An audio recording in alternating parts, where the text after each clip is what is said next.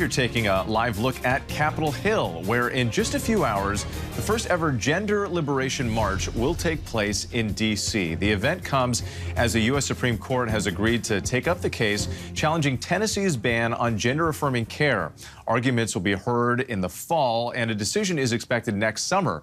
The demonstration was coordinated by the Gender Liberation Movement, which states that they are marching for bodily autonomy, self-determination, collectivism, and the pursuit of fulfillment in the face of increasing restrictions on communities on the margins. So joining us now is one of the core organizers of the march, author and activist Raquel Willis.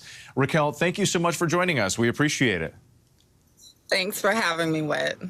So, Raquel, let me ask you first, how did the idea for this march come about, and how long have you been working to organize for it?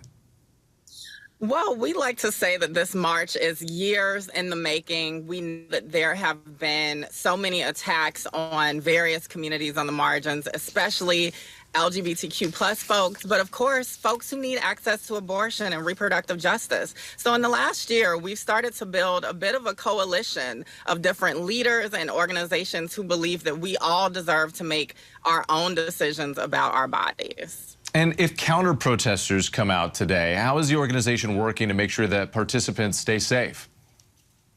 Well, we definitely have a robust and strong safety team that is there guiding us through the streets. We're going to take our voices and our bodies past the Capitol. We're going to go past the Supreme Court, as you said, and then we're also going to take this right outside of the Heritage Foundation. As many folks know, the Heritage Foundation are they are a key architect of Project 2025. And we know that that plan that they are putting forth will restrict so many of our rights as queer and trans folks, as women, as folks of color. And we just want to let it be known that we're not going to have that. We're going to raise our voices and continue to fight.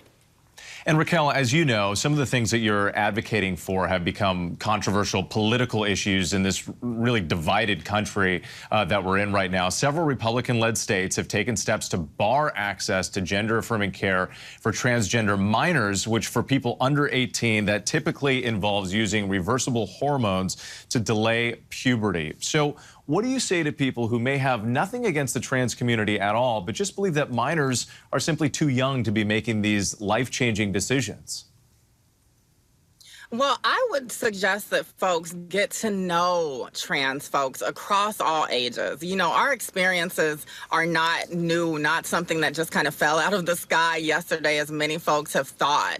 We have elders, we have ancestors and transcestors who remind us that queer, trans, and non-binary folks have always existed. And actually, one of the key struggles for a lot of our people has actually been having access to the health care that we deserve. So we understand folks may have questions, but let's actually hear and be in dialogue with folks who know firsthand what a trans or non-binary or gender non-conforming experience is. Overwhelmingly, the folks pushing this regressive legislation don't know queer and trans and non-binary folks, and they are trying to fearmonger and dig into ignorance.